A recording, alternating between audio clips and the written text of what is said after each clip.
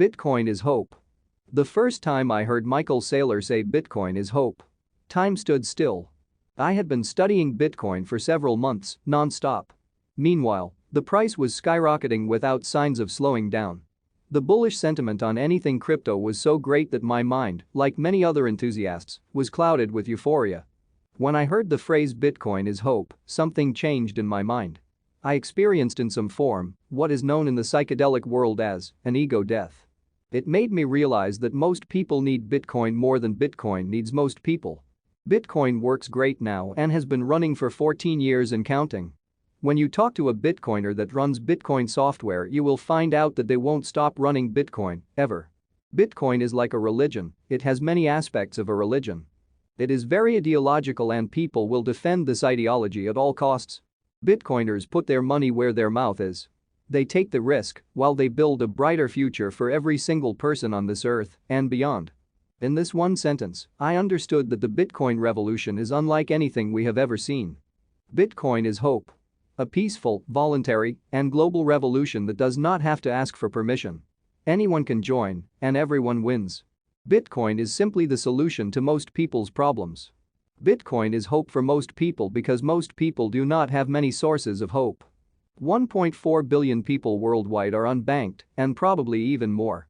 They do not have bank accounts and are excluded from their local and global financial system because of all sorts of dumb reasons.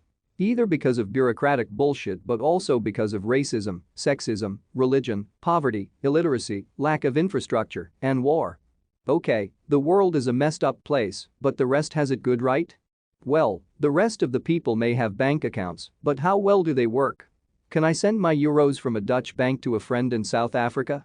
Yes, but it will take a week or longer depending on office hours, weekends, holidays, and depending on if the bank will allow me to send that money in the first place. They might find it very suspicious that I am sending money to the other side of the world, and they'll demand an explanation. On top of that, it will cost me a percentage that my friend in South Africa could have used for an extra week of groceries. All the while inflation is destroying everyone's purchasing power, and by the way, your hard-earned money is not your money anymore once deposited at a bank. Bitcoin fixes this. In the words of Michael Saylor, the first thing you'll see if you go to hope.com. Bitcoin is a bank in cyberspace run by Incorruptible Software, offering a global, affordable, simple and secure savings account to billions of people that don't have the option or desire to run their own hedge fund. A global, affordable, simple and secure savings account at a bank in cyberspace, run by Incorruptible Software, instead of corruptible people, is something that the world needs. The reasons why people do not have a bank account vary. To me, poverty is not a reason, because it is paradoxical. People cannot use financial services because they don't have money, and because they don't have access to financial services they cannot get money. What about cash to get out of poverty? Cash is a lot more useful in providing economic prosperity in poor places. With that said, cash can be easily stolen, cannot effectively be used for global trade, and again it loses its purchasing power over a long period of time. The fact that you have to pay fees for a bank account is a reason why people in poverty do not have one. If you are already poor, it is not so difficult to decide between paying someone else to hold your hard-earned money or buying food. All the other reasons why people can or do not use financial services are things that can be changed.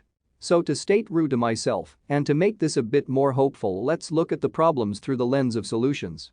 All the reasons why people cannot use financial services can be solved, but most problems are very complicated.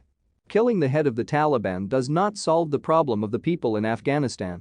Forcing leaders to implement equal rules does not result in fair leaders or fair rules.